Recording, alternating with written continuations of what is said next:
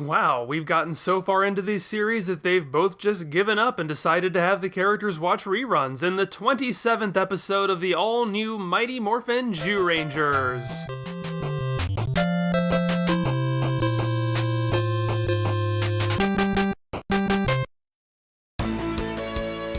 Given the title and the color I used for today's installment, you might think this is about boy doing something stupid.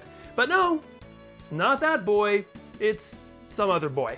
In fact, the episodes we're covering today largely aren't focused on a specific character. They're about the team. The titular cleanup club is inspired by Trini. In our next matchup, May seems a little more hurt by the events than everyone else. But aside from those bits, we're all in this together. Given that these are the last two pairs of regular episodes before the finale storylines begin, I think it makes sense that these episodes don't heavily single out anyone to the exclusion of anyone else. It's also quite appropriate that in this first match, both episodes are as boilerplate as you can get. Nothing out of the ordinary here, it's just pure, simple Ranger action. Both shows are, broadly speaking, presenting the same message: environmentalism. Pollution is bad, we hate it, we need to do something about it. There's a unicorn who's a bad guy. And that's about it. And by that's about it, I mean that's about all they have in common, but I also mean that's the extent of what's going on. There's not a lot to say here. That's neither good nor bad, it just is. Cleanup Club in particular is such an archetypal example of this series. Show this episode to anyone with even a passing familiarity with Mighty Morphin Power Rangers, or perhaps someone who hasn't seen it in 30 years, and this would need no explanation at all. It's everything you expect to see in the series distilled down to a single episode. It has your colorful fights, it has giant robots, Bulk and Skull hurt and humiliate themselves over and over and over again. The Power Rangers find themselves super engaged in a social issue they can preach about for half an hour. And they make fixing said social issue look as cool as humanly possible, so all the kids watching at home want nothing more than to pick up trash with their friends. Action, slapstick, and a bluntly administered moral message? That is Mighty Morphin Power Rangers in a biodegradable nutshell. And I'm not complaining. You need episodes like this to establish and maintain what the show is. There is something charmingly comfortable about an episode that confirms every stereotype about itself. And this one delivers on those stock elements pretty well. I mean, of course Power Rangers would do a good job on an episode about recycling. After all, recycling is how they make their show. And while I joked about it in the intro, I actually think it's pretty creative how they use Zyurangers establishing shots of nature and pollution as Trini's video project. I suppose in practice it's no different than Observe the Viewing Globe as a repository for Zyuranger footage, but it is an imaginative variation on it. The episode's message is simplistic but focused. The Bulk and Skull antics of filming a video project gone wrong are funny and a complete story in and of themselves. There's not much they can do with their Polluticorn, but at least they pay lip service to tie him into the theme of the story with his name, his attack names, and his stated goal of destroying a recycling center. Too many of these Power Rangers episodes feel completely disconnected between their recycled action footage and their perfect teenagers behave perfectly original plots. This doesn't mesh seamlessly, but at least it tries. The Foolish Boy actually has a fairly interesting hook. The titular Foolish Boy is a kid named Koichi, a pint-sized eco-terrorist. He's beating up on and vandalizing all the polluters of the area as a way of grieving his recently deceased environmentalist father. But he has a secret weapon up his sleeve. He has an ally in Dora Unicorn, who roughs up profiteers like Captain Planet working for the mob. And that's why I say Polluticorn isn't perfect but works surprisingly well in Power Rangers. He's actually not a polluter, he's the exact opposite. The twist is the Zyurangers can't successfully fight Dora Unicorn because Unicorn and Koichi are sympathetically linked. Every time Dora Unicorn is hit, Koichi becomes wounded. So if you ever wanted to see an episode of children's television where the heroes vicariously bludgeon a child to a bloody pulp, have I got a treat for you! Like I said though, it's an interesting hook. The kid is in cahoots with the bad guy. The Zyurangers don't want to hurt the kid. How are they going to get around this? And that, unfortunately, is where the hook fails to hook. The story can't seem to come up with a satisfying way to resolve this, so the solution is both too complicated and too simple. Dora Unicorn admits during their first fight that they're sympathetically linked. The Zyurangers witness the results. Somehow, they seem to forget that after a few minutes and start beating up on him again, and are shocked when Koichi gets hurt. Then, all of a sudden, Geki has an epiphany. Wait a minute, I think they're sympathetically linked! Oh wow, how'd you figure that one out, Columbo? Jeez, no wonder Lami's laughing at them. So that's the needlessly complicated part. The needlessly simple part is that immediately afterwards, Geki solves the problem. Hey, just think happy thoughts when we're beating the crap out of the unicorn and you won't feel pain anymore. And somehow that works. Way to pull it out of your ass. It almost seems pointless after that to cut off the horn, which it turns out is actually what's connecting them. Interestingly, the death of the villain has changed between shows. I don't think I'd ever noticed this before, but Zyuranger uses a mecha form unique to this episode. While piloting Daijujin, the Zyurangers summon King Brachion and only King Brachion. Dragon Caesar has the day off, I guess, despite Geki actually using the Dragon Ranger powers in this episode.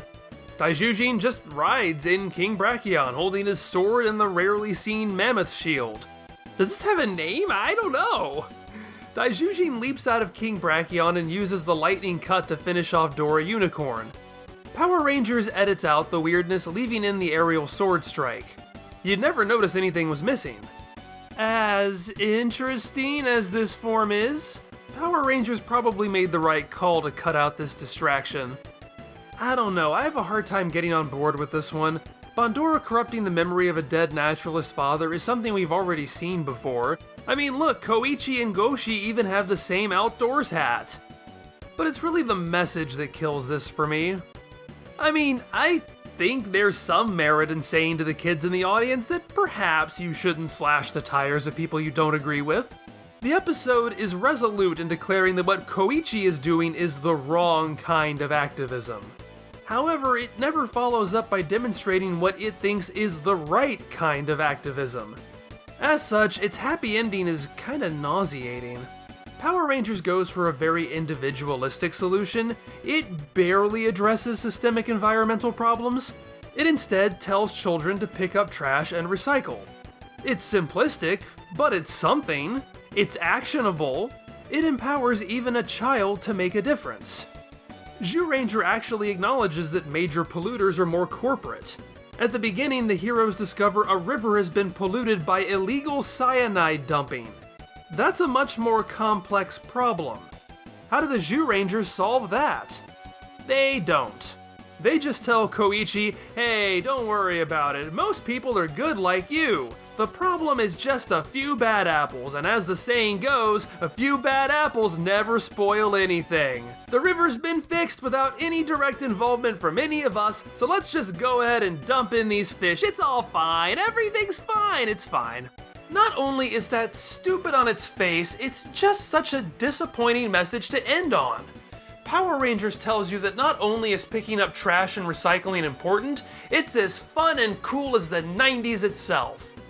Zyuranger, by contrast, says, don't bother trying to fix things, you're just going to do it the wrong way, and besides, if you don't, someone else will come along and make everything better. That is awful! I know Zyuranger doesn't have the same obsession with imparting a moral message that Power Rangers does, but at least don't come up with one that makes things worse! For story, I'm going to give it to Power Rangers. The Zyuranger story is more ambitious, but in this case I will take a simpler, more competent story over a bolder attempt that fails this badly. For characters, again, I like the hook of Koichi, even though we've had kids acting out because of dead dads before. But it does rather stumble in terms of the arc for him. Power Rangers ostensibly delivers a Trini-focused episode, but it's really not. The Rangers are as functionary as their Zyuranger counterparts. It's really Bulk and Skull who shine this time. Bulk certainly deserves a lot of the comeuppances he gets, but this might be the first time they're presented as at least somewhat sympathetic. They have a goal and are working towards it. I'm giving it to Power Rangers. Finally, for action, Power Rangers loses some of the action, but it's mostly just losing context. Fights against the Poluticorn become fairly generic when stripped of the idea that the fighting is hurting someone else. However, the cleanup montage really tickles that 90s kid that I was. Things like this and Nickelodeon's The Big Help really sold me on the idea of picking up litter, and even watching it now, it's rather infectious.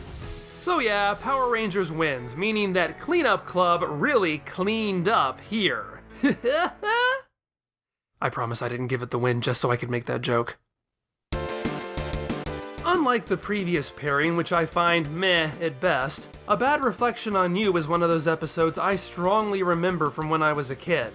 I think I watched this one a lot. There's just something fun about heroes gone bad, and as an adult it's especially funny to see that bad just means wearing sunglasses, popping gum, pulling a harmless prank, and saying lines like these. Pasta la pizza, baby. There are certainly some similarities between this and Power Ranger Punks. They even repeat the same gag of evil Kimberly wanting to date Skull. Of course, the difference here is that these are imposters rather than the genuine article. And unlike Power Ranger Punks, where there were no consequences, this time the real Power Rangers are saddled with the blame that should go to their doppelgangers. This is another example where the basic premise between regions is more or less the same.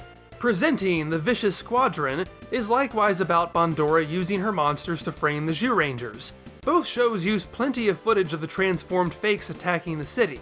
While Power Rangers cuts out some of the more violent acts, as well as shots where Japanese people are highly visible, I was actually kind of surprised they were allowed to keep moments of the evil Rangers firing their guns into the crowd. Power Rangers, however, is limited by the fact that they can only film in their existing sets, and the only action footage with the real main characters they can repurpose is at the end when they're transformed. So there is a bit of a humorous disconnect here. When Power Rangers is recycling footage, the evil Rangers are laying waste to the city and gunning down innocent bystanders. But in their original footage, the evil Rangers are only enough of an inconvenience to land their counterparts in a single day's detention.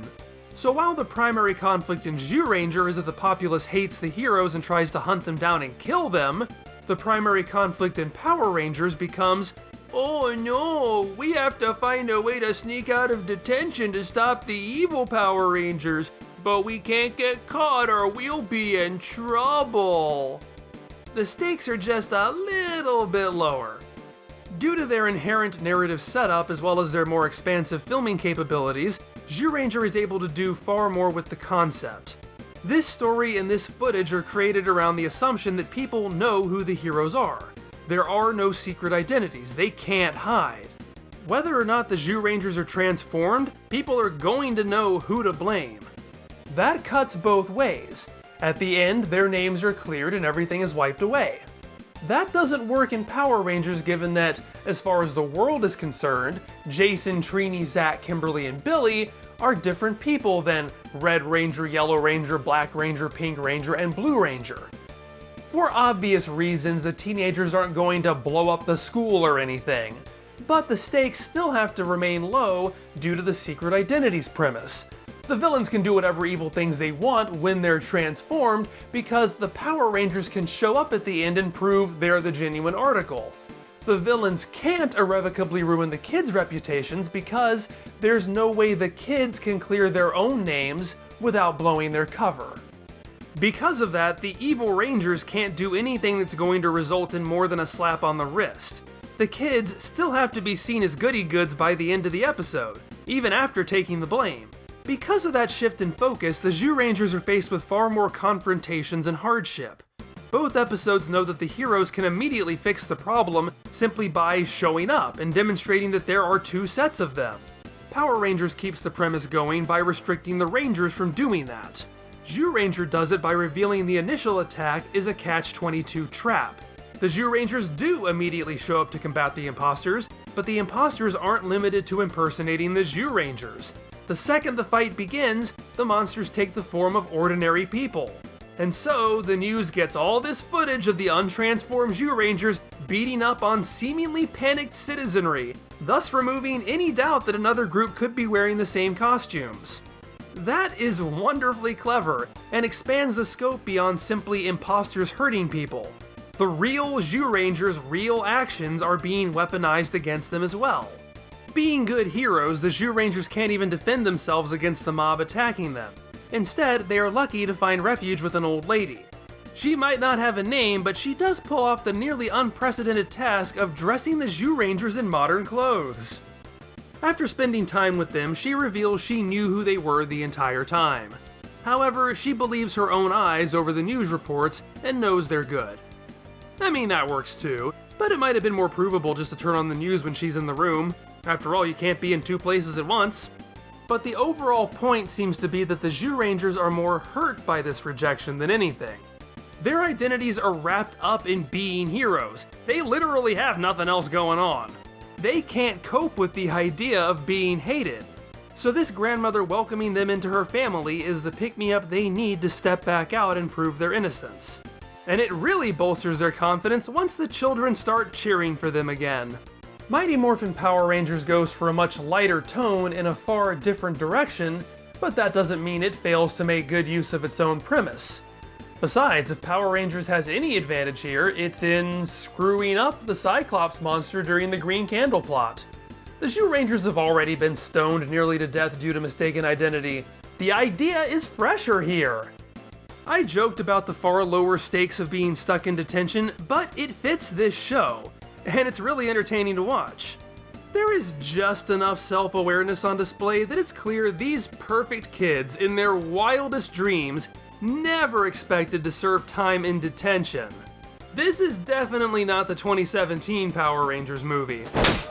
Bulk and Skull are particularly hilarious here, from Bulk's emergency TV to his Hammer Space lunchbox.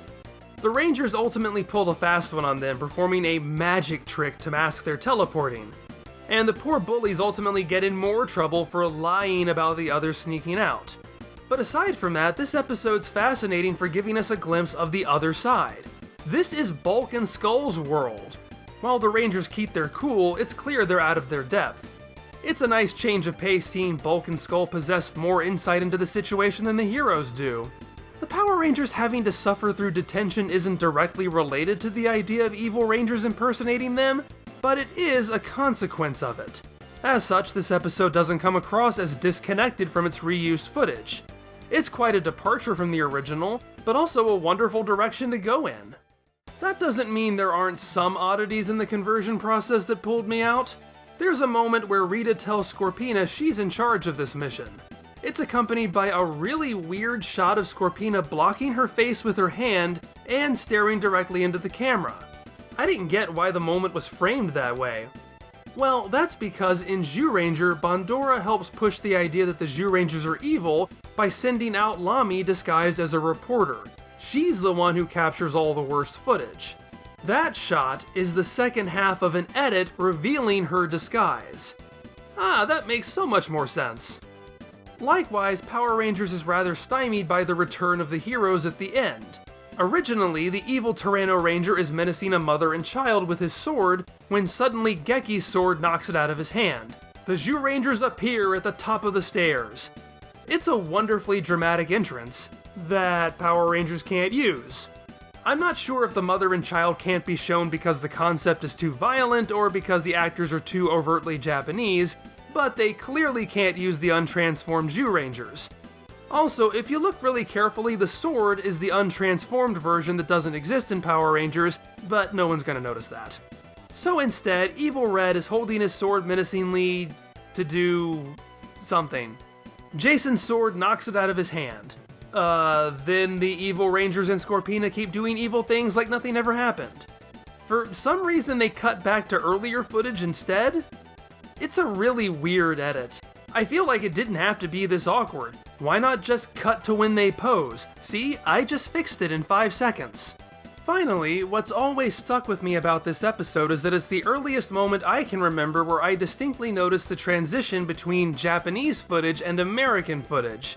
See, at the end, the Zyurangers appear before a crowd and soak up all the adoration they've been deprived of for the past half hour. Power Rangers wanted its own moment exonerating its heroes, which is understandable given that they couldn't do that for the teens. And even as a little kid, I noticed the difference between the wide shot, where this huge throng of dark-haired Japanese people rush them, and the close-up on a background that doesn't match, where about half a dozen Californian actors actually talk to them. Little kid me thought this was hilarious. This moment right here could be what started me on the path I am now, making videos like this. This one's gonna be a bit harder. For story, both episodes focus on a particular aspect of the heroes being framed. They're very different, but I think they're both successful. I'm going to go ahead and give it a tie. For characters, Zyuranger emphasizes the emotions of the heroes. Power Rangers focuses more on Bulk and Skull in their bizarre detention world. Again, I can't really choose, tie. And for action, Zyuranger has the heroes chased through the streets, Power Rangers has a soapy water fountain prank, I can't choose, tie! These episodes are both fantastic and a clear indicator that the adaptation can be different as long as it still works to integrate what it's adapting. Whew. So here we are. After over 3 years, we have breached the last bulwark before the finale storyline. There are 4 episodes of Zyuranger left, and 2 of the original Season 1 of Mighty Morphin Power Rangers. I don't know if this is going to be covered in 1 video or possibly 2. Yeah, beats me. I'll find out when I get there. I hope you join me. Thanks so much for watching. As always, if you can support the channel through Patreon, it's extremely helpful to me. I will see you next time.